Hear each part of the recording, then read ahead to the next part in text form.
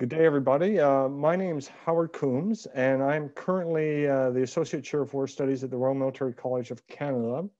And I'm going to talk about the NATO Defense College, education, outreach, and research. And the reason I'm doing this is because I had the privilege of spending 5 months at the NATO Defense College between February and July of 2020 as the first Canadian Mobilizing Insights in National Defense Research Fellow.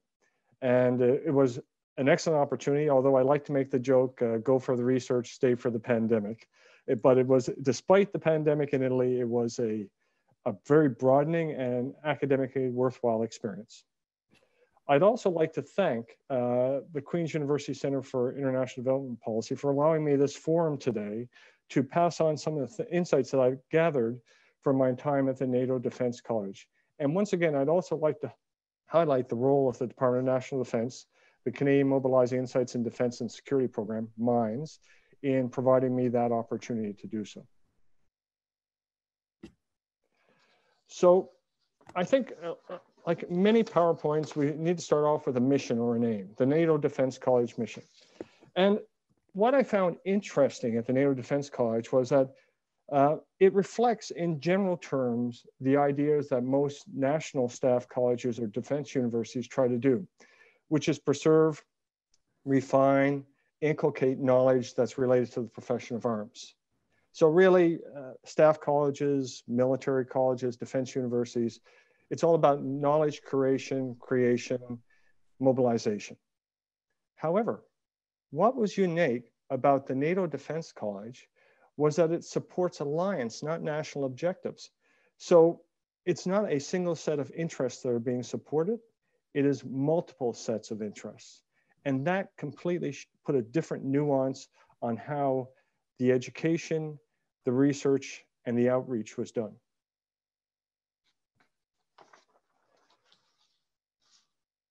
The desired outcome of the education at the NATO Defense College is captured in the NDC vision.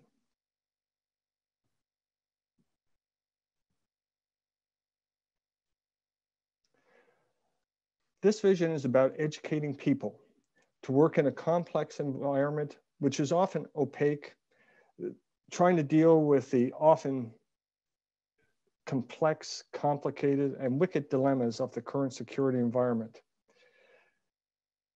That's a bit tall order, particularly when we talk about in an alliance perspective. To give you an idea of how they got to from there to here, I have a snapshot of the NATO Defense College history that I just wanted to briefly touch upon, so to orient you into the institution itself and how it's evolved. In 1951, General Dwight D. Eisenhower, who at the time was Supreme Allied Commander Europe, opined that they needed an institution to train individuals to serve in NATO capacities. Within several months, the college was founded in 1959.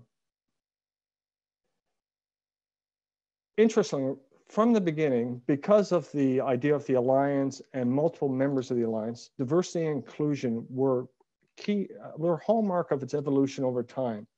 And as you look at the timeline, you can see with the ebbs and flows of international affairs, the outreach, the student population, the participants in the NATO Defense College become wider and wider.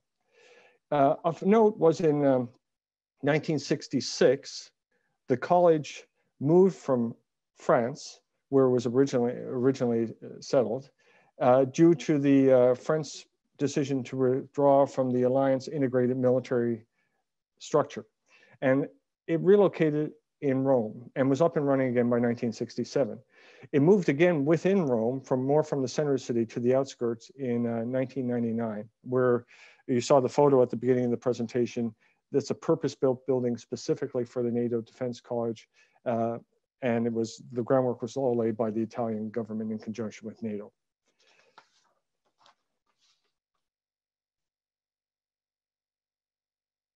Within the NATO Defense College, it is structured like many universities or colleges that have a military bent. It has a bilateral kind of organization that cooperates between military imperatives and civilian academic imperatives.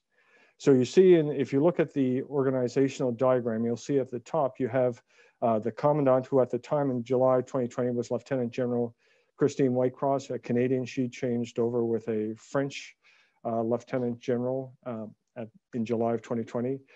The dean, the deputy commandant, or the individual that acts as the principal is actually a retired US officer, Steve Marinero, and he is actually a graduate of the RMC War Studies program with a PhD in War Studies.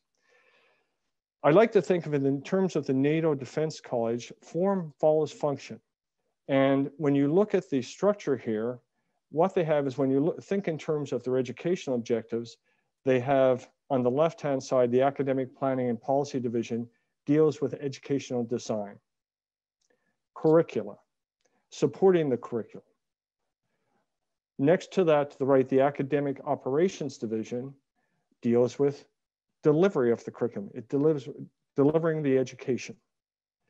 And then on the right-hand side, the Research Division deals with research and outreach.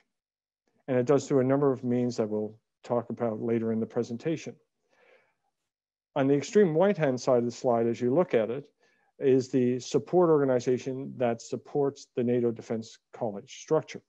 Now, what is very interesting about the NDC as well is that it is robustly resourced. I was astounded when during the COVID shutdown, that they transferred all curricula from in-classroom, in-person delivery to online delivery in under 2 weeks. That was, I know what was going on in Canada later on, several months later, and I realized that that agility in terms of technical aspects and curriculum wasn't really mirrored at every place that these challenges occurred. Relatively seamlessly, the courses continued unabated. This gives you an idea of the multinationality of the NATO Defense College. And as you can see from the slide, there are non-NATO countries involved, partnership countries. It is a college that truly reflects the diversity that is in NATO and that NATO is engaged with.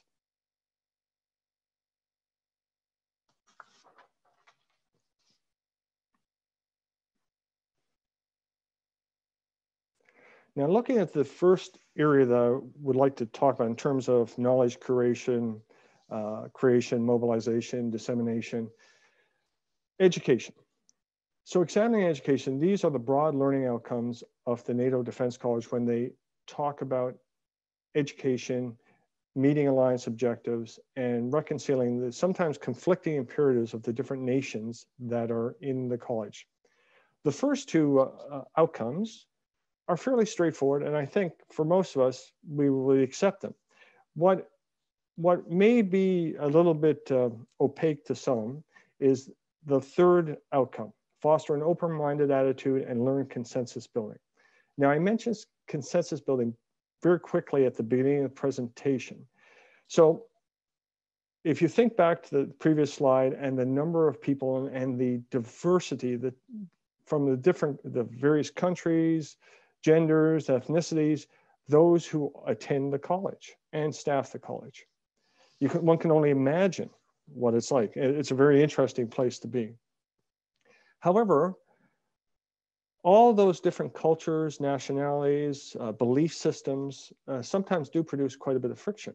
So part of the curriculum and the learning objectives are to foster creative and critical thinking, recognize personal bias, allow people to understand points of view, and then to achieve consensus within the educational activities. Now, this idea of consensus is the very foundation of NATO. In NATO, for NATO to move ahead on an issue, consensus must be achieved. The only way you can have a consensus is not that you have unanimous agreement. People can decide to remain neutral on a vote, but nobody can say no. If someone says no, consensus has not been achieved. So really, consensus, it's a big deal.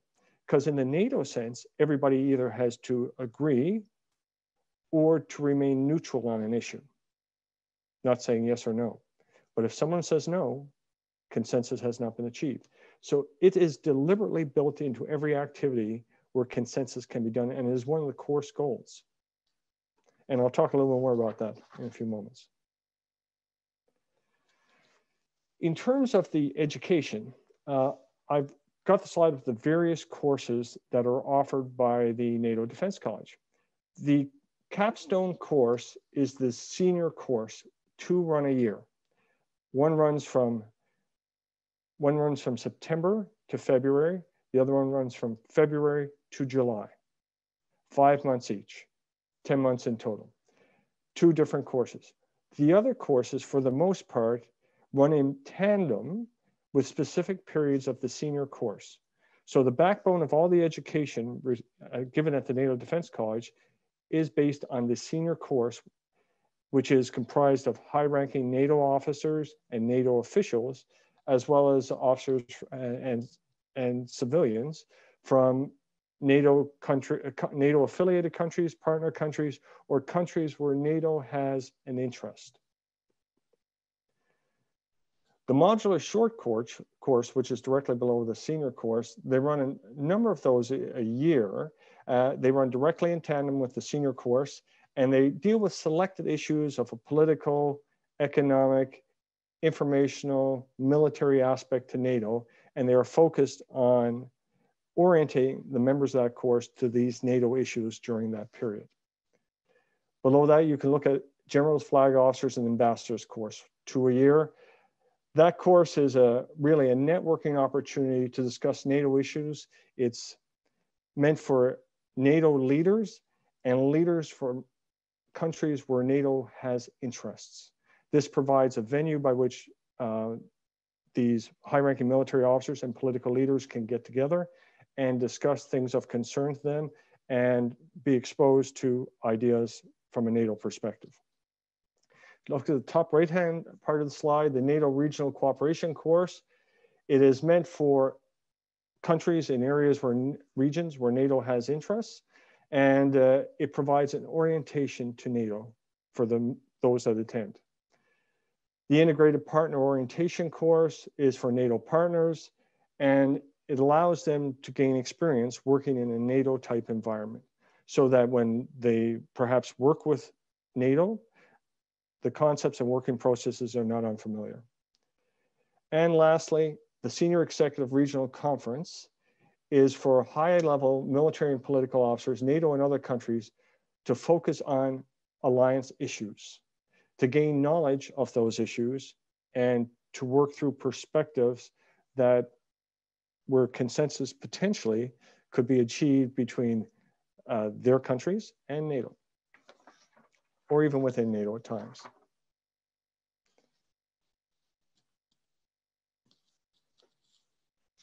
So the learning methodology. For the senior course and the other courses running parallel to it, this is normally the kind of learning activities that take place, the educational activities. And I highlight the daily routine. For some, the language training is in French, English, Italian.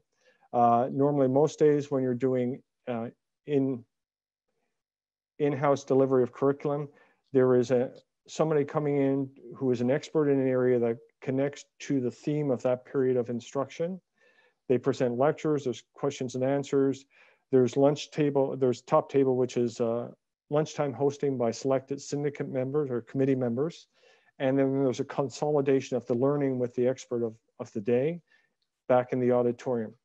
That is normally the structure of the learning activities when in-house. But there's also field studies. So for the senior course, they'll do up to 3 trips, 1 to 2 weeks each, to major NATO centers. And they will explore the security issues in a NATO context in those areas. The shorter courses do shorter trips to closer to Rome locations. There's also cultural activities and social activities. And those are part of the aiding the networking ability of the NATO Defense College to create bonds between the people that are there. For the senior course, when we talk about consensus, the committee study project, which if you look in the top center of the slide, is designed to force committees, think syndicates when I say committees, to achieve consensus. They have to select a topic from a palette of topics generated by the North Atlantic Council. That topic is selected by consensus. The proposal is shaped by consensus of the committee. The work is divided up and individual papers are produced. The results of those individual papers are consolidated, and a committee study project, which is based on consensus and agreement with what everybody has written, is then presented to the college writ large and to representatives of the North Atlantic Council. And the top paper receives what's called the Eisenhower Award. Interestingly to note, I've been in a number of places that have strong US roots, and there's always an Eisenhower Award.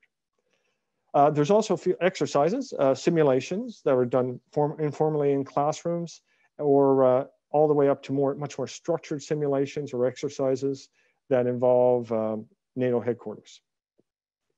They try to make these as realistic as possible, and they involve lots of mentorship.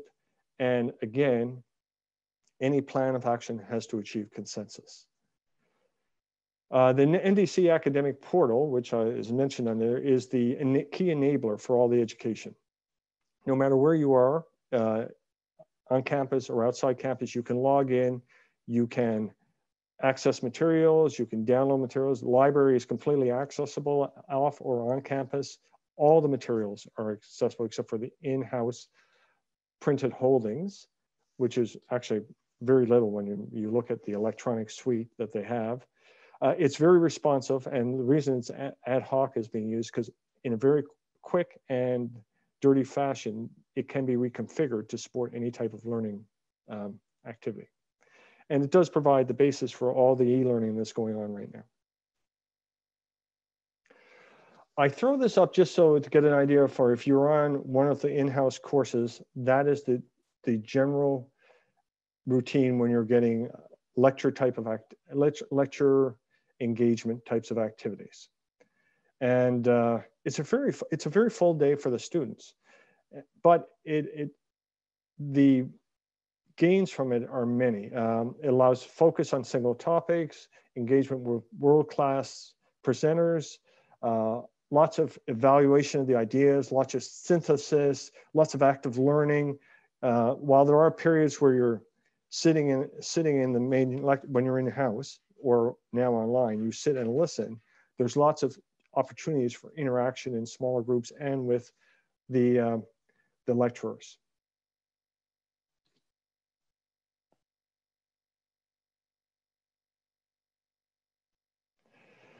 And while I was there, this was the senior course. So I just wanted to give you that snapshot so you can see it's not just about NATO countries, but it's about countries where NATO operate and countries that have a desire to work alongside NATO. And as you can guess, there's when we go back, we talk about the learning objectives and the different viewpoints, and at times there are friction because not all these countries always get along. So it's very interesting watching how this is all handled and resolved. Plus consensus building being key to all the educational activities. Now the committees, this is a senior course breakdown, but it's reflected in the shorter course. In the senior course, because of its 80 to 100 people normally, they go up to 10 committees. Again, when I say committee, think syndicate or seminar. Up to 12 course members.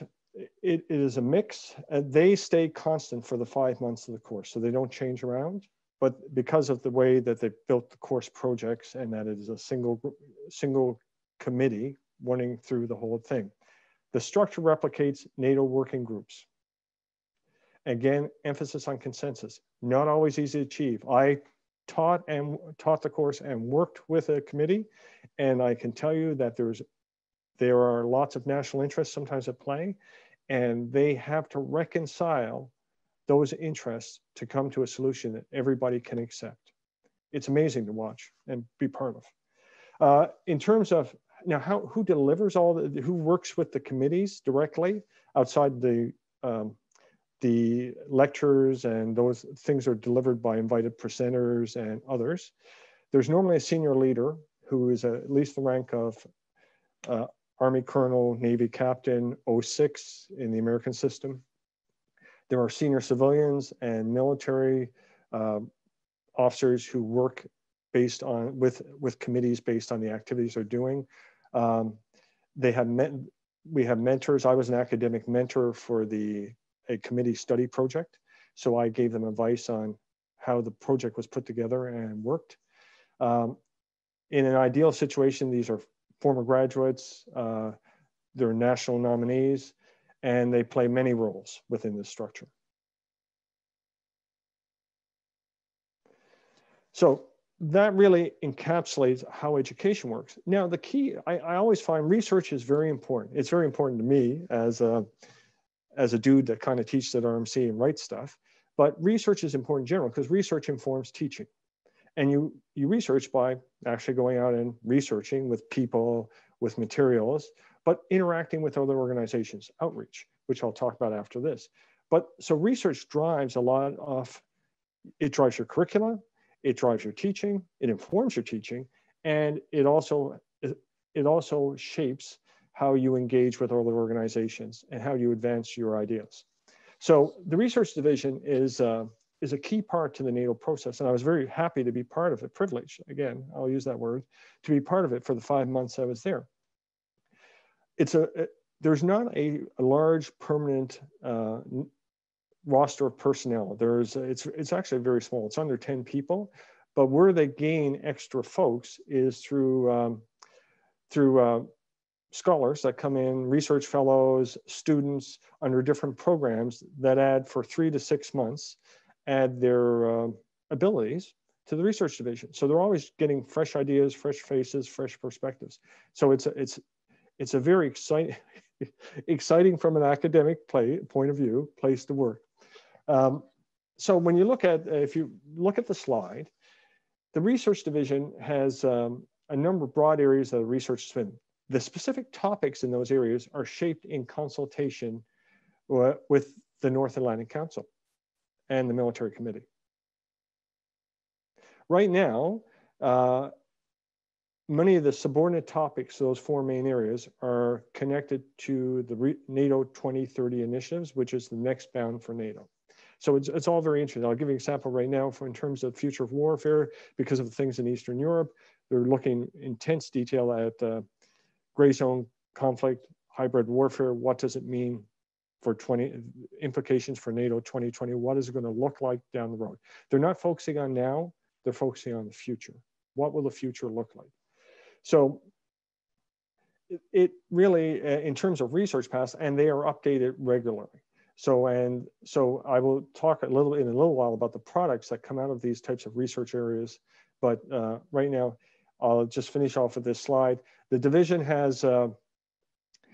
actually interacts with senior NATO leaders on a regular basis in order to provide them with information and material they can use for decision making.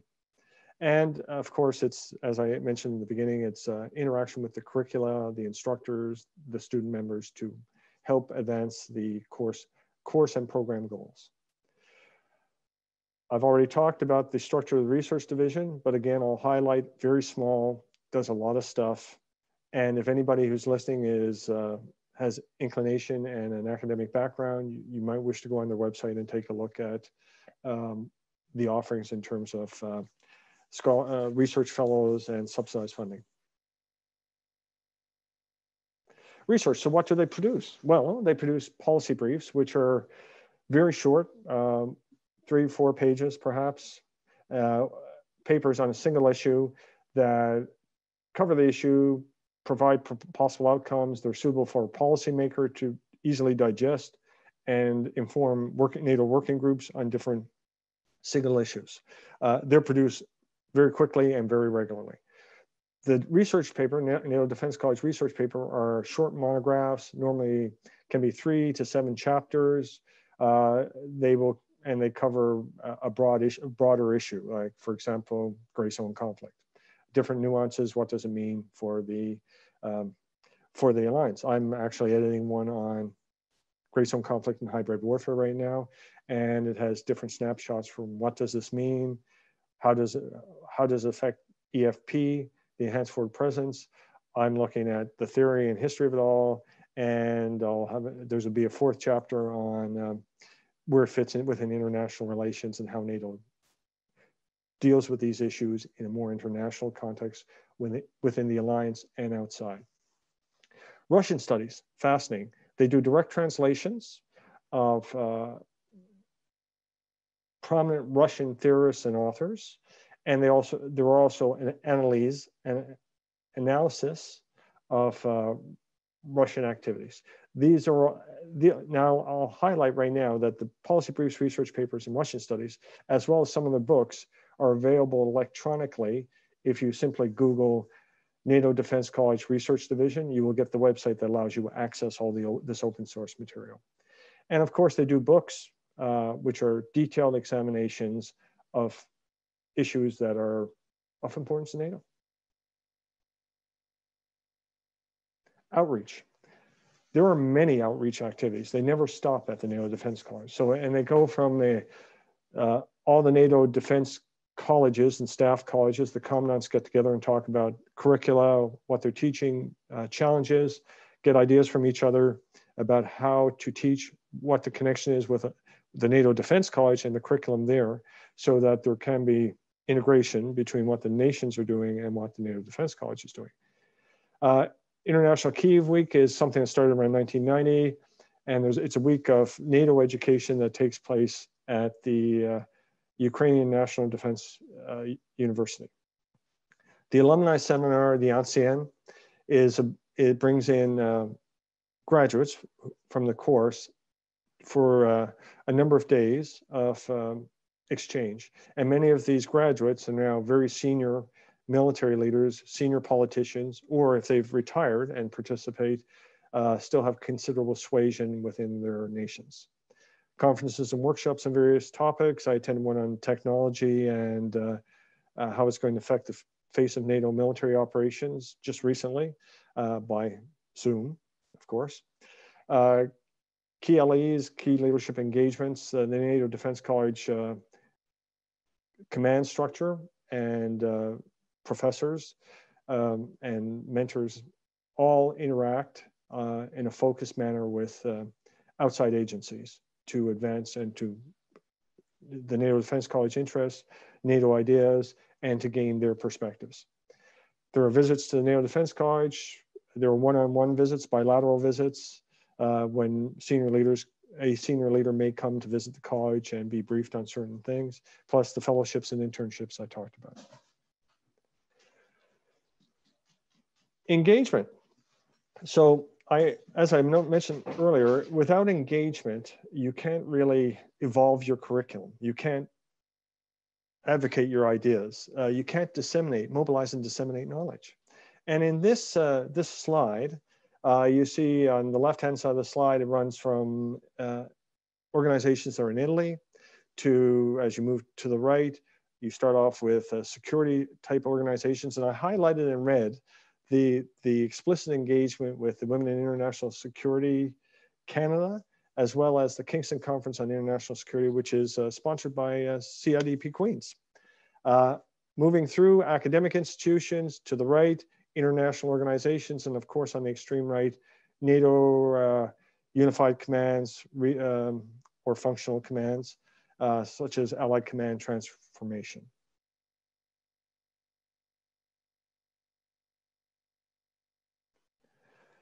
So at the end, to bring all this together, what I found in my 5-month summer vacation at NATO Defense College was a very interesting organization.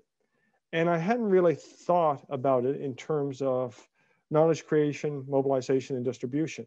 But the NATO Defense College, until I was there, the NATO Defense College curates, creates, distributes professional knowledge, but from an alliance perspective, and it's structured, its education, its research, its outreach, how it engages, its partnerships, which are all constantly evolving, are shaped by this fundamental idea of consensus, which I've never seen anywhere else. So all in all, a very fascinating place to be.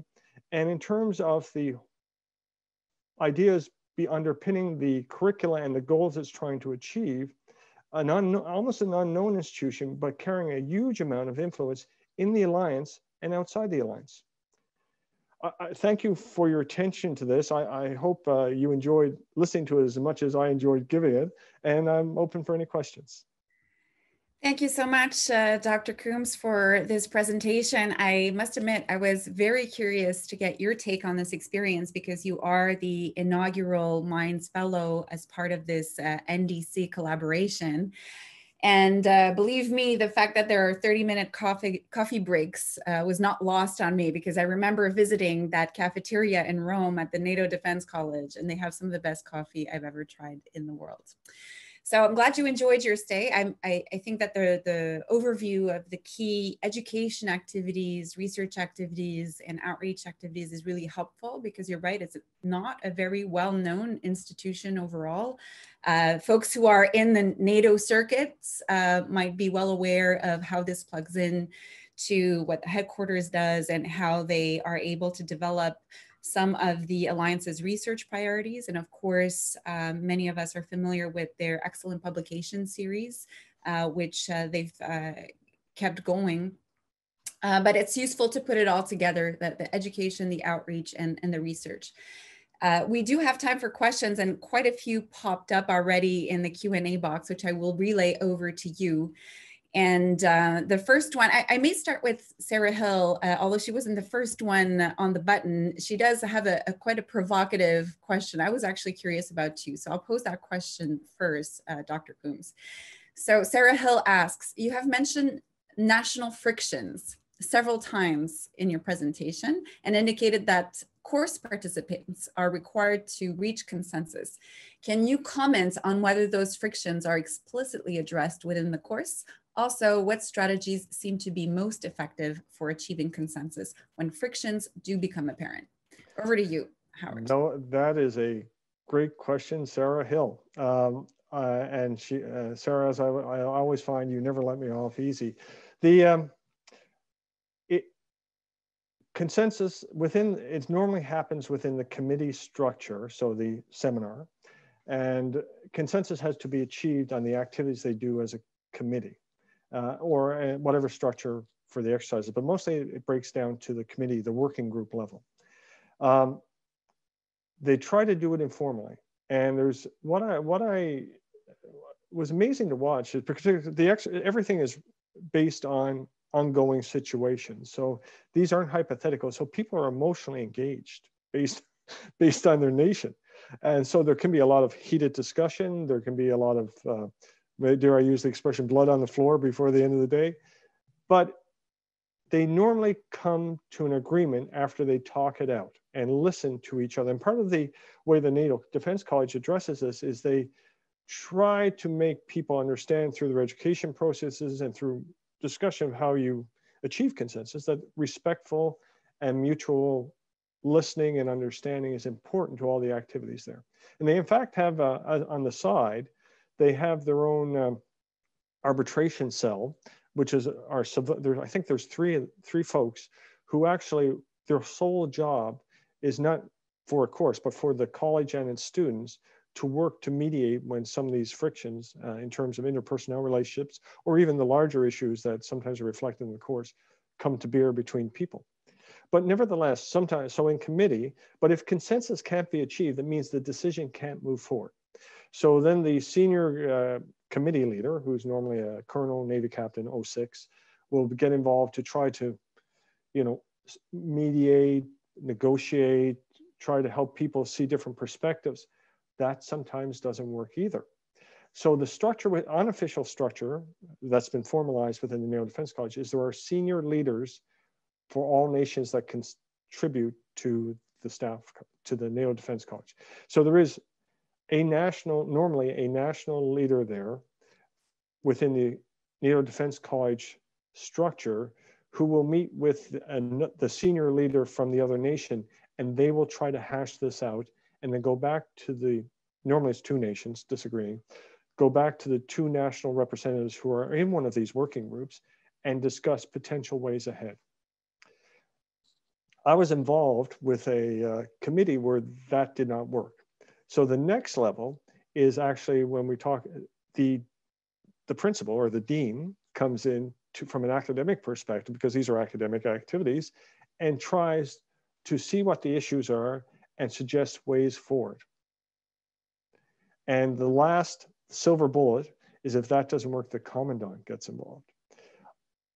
I did participate in one that reached the level of the principal or the dean and was resolved. I have never heard, at least in the 5 months that I was there, of one going to the commandant. So yeah, there are some very emotional issues at play here, and politically sensitive issues. So that's what's so great, what I found so fascinating about the NATO Defense College. They have to resolve these issues that they can't sometimes address within NATO. The working groups, these students, have to kind of get their hands around these points of contention and try to get to a middle ground. So that was very fascinating. So there are systemic ways in which they can do it. There's aspects of the curriculum that support that kind of negotiation, that kind of discourse, and emphasize it. And of course, there are also structures mechanisms within the structure of the NATO Defense College that are off to the side, outside the educational system, that will assist with dispute resolution, mediation, negotiation, if that has to take place. Excellent. That was a good question and a very comprehensive answer. I wasn't aware of these escalation mechanisms for dispute resolution within the context of NDC, but certainly very interesting. Then there are a few questions that are a bit more specific about your presentation. So I think I'll throw all 3 at you, if that's okay. Sure. And then we'll just address them quickly. The first one is from John Keese, saying there are relatively few Americans on the staff. Is this by design? Someone else asking about the country of origin. You showed a chart with all of the different flags of allied representation and partner representation. And I think the question here asks if there are any African partnerships represented and how widely the term partnership is conceived. My own understanding is that NATO has a range of formal partnership countries, but maybe it goes beyond that. So that would address that question. And the final one from Steve Taylor, what levels of command were exercised during the simulation exercises? Okay, all great questions again. And I have to say, starting with John's question, thank you, John. There's not a lot of U.S. officers, but I think from what I saw, this is by design. There is a strong component of the staff that are U.S. The principal's position many times is a former U.S. general officer. In this case, Steve Mariano was a retired colonel, but he with a PhD and a wealth of experience. He'd been a U.S. Army strategist and done planning in Afghanistan and Iraq, European Command, Africa Command, a number of their unified commands. So he was selected. So if you look at it they don't need a lot of, the US as a nation doesn't need a lot of national contact if the deputy commander's position is normally a US national, because that kind of shapes everything. And the US, that office has a number of senior US officers, colonels, and lieutenant colonels that are associated with it, as well as the US members that are normally on staff. There's quite a large US contingent of students, and there are the normal representation on the staff. So while it appears that in terms of numbers, it's comparable to everybody else, influence is different. They have a large amount of influence just based on the student population and that key position, the deputy commandant / dean's position. African partnerships, I was curious too, and I really, at the end of the day, I think Dr. von Lackey's answer was the best, because I actually did not see as much rhyme or reason to African engagement as I saw with frankly with Middle East engagement. But it seemed to be that there were a number of African officers from various countries where NATO has deliberately made outreach for various reasons that are tied to alliance interests. I know that the short courses, particularly the regional courses, have a higher number of officers and civilians from the African nations. Unfortunately, because of, I lost visibility on all of that very early because of COVID. Because if I'd been there while they were in-house, I would have had a better perspective on the span of countries from Africa that were participating. So I really don't have a good answer other than I tend to concur with Dr. Von Lackey that this is very nascent, but they are trying to enlarge projection into the African countries. So I didn't see an activity where there wasn't an African. Interestingly, is that many of the Africans that I met also had trained and been educated in the US with the US military. So that may be about language. I think it also, there's a connection in there. I just didn't discern it. And it probably is about security assistance and international military training sponsored by the US. So the last question, what levels of command were done by the simulations? From what I saw, they actually ran all the way through to the NAC. So the simulations were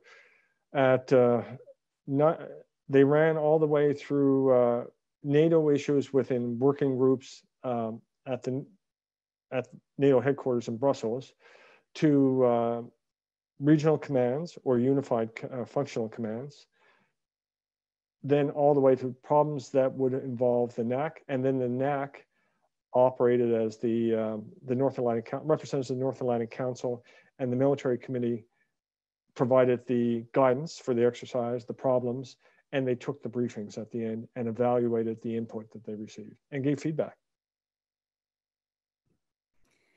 Thank you. The next question is making me smile a little bit because it has to do with your hairstyle. Not sure if I'm allowed to ask this, but Bob Martin, who's putting me on the spot here, but it's good fun, is asking this: is Howard's lengthy hair part of the NDC experience, and is it likely to remain? Bob is correct. It is part of the NDC. It's forced upon me by COVID because, frankly, the lockdown in Italy was lockdown. You couldn't leave except to go to the nearest grocery store, not the most desired grocery store, the nearest grocery store, a pharmacy, the nearest pharmacy, or a doctor's office. If you lived in an apartment building that had a shopette in the first floor, your grocery store was the shopette. So haircuts, not a thing, not a chance. So once Bob, who is well endowed with scholarly locks himself, will tell you that once you get past the ears, it's much easier to deal with. So this is the first time in, well, my lifetime I've ever had long hair. So, but Bob, no, while I would like to keep it, I think that it will be disappearing within the next couple of months because I'm still a Canadian Armed Forces reservist, and I will be wearing a uniform at some point soon. Thank you for being a good sport. All right, then I have another question about resources for non-students. So Colin de Grandpré asks, does the NDC have any external resources for non-students that you'd recommend? Yes, Colin, thank you. I'd like to highlight Colin is a former student. He's actually serving in Petawawa right now. So Colin, thank you for joining us today. And I'll shout out, I worked for his grandfather at one point in the military. So I have a long association with the de Grandpré family. Colin, if you go to the NATO Defense College website and go to the research division, there is a host of electronic resources that you can access. All open source, all very useful, particularly from a NATO perspective. And they will actually, the material on the enhanced forward presence, I strongly recommend it because it lays clear some of the reasons why, which are not always transparent to us from in Canada. It lays absolutely clear why they are doing things in certain ways. So that's worthwhile. The Russian studies, fascinating. The translations and the analyses that they've hosted there are great. Sometimes they also list webinars that are open access. Other than that, they have a closed cited section, so you cannot access the library and the internal curriculum stuff. But there is a whole slew of outside resources that you can connect with. Excellent. And a few just rolled in, so I will speed things up because I want to get to every question. Next one is from Daniel Eustace, who thanks you for your presentation and asks, based on your experiences at NDC, have you identified any best practices that Canadian military or academic institutions should consider adopting? Well, in terms of what staff colleges and defense universities do, NDC follows a similar model. What I found interesting was the idea of consensus as a foundational principle for their curriculum and how they deliver and organize things. That was very different. I've been in contact with, I've taught at staff colleges in Canada and the US. I've been a student at these institutions. I have never had an education delivered to me that was shaped by ideas of consensus building and achieving agreement on an issue. Because normally in a national institution, it's I always laugh, it's military poker. It's the guy or gal with the most senior rank in the room makes the decision and you move ahead. That doesn't work at NDC. So if I were to say anything, I think simulations, which actually more mirror the current operating environment where we're working in multi-agency, or Canada uses whole of government environments, where you actually don't, like I watched General Hillier in Afghanistan in 2004, working with international organizations, and he was able to gain consensus by personality. By the way, he could talk to people, understand their dilemmas, bring them to the table, get to a middle ground, and move the NATO issues forward, because he was Commander ISAF at the time. I watched Major General Dean Milner do a similar thing in 2009, 2010 in Kandahar at a much lower level. It's teaching senior military and political leaders to work in a multi-agency, multinational environment and teaching them the skills, working those skills to gain the idea, a multi-agency vision, to be able to sell the plan to everybody without telling them how to do it, because they're not going to buy into it. That's what we need to emphasize more, I think. And if I was to recommend the best practice, it would be that idea, that we need to incorporate more of that into our curriculum. Okay, great. And the next one is from Sarah Hill. And knowing that this fellowship competition is going to be ongoing and an annual occurrence for the foreseeable future, I think her question will interest a lot of people. So in terms of people interested in applying for scholarships or research fellowships, is there a preference for candidates at a particular level of career development? If we're talking academically, maybe someone who's already tenured or more senior levels, or do they encourage participation by scholars at all levels, like postdoctoral fellows or professors emeritus? That's another great question from Sarah. And so the answer is actually, I know the answer to this question, which shocks the heck right out of me. I was after the NATO, after my NATO experience, I ended up presenting to Mines, and present were representatives of NATO Director of Policy within the Canadian Department of National Defense, and we had a discussion about selection of candidates. And the philosophy is that they are trying to get a cross-section of Canadian scholars who would be suitable to go. So while they may choose more senior established scholars one year, then they'll deliberately look at emerging scholars the following year.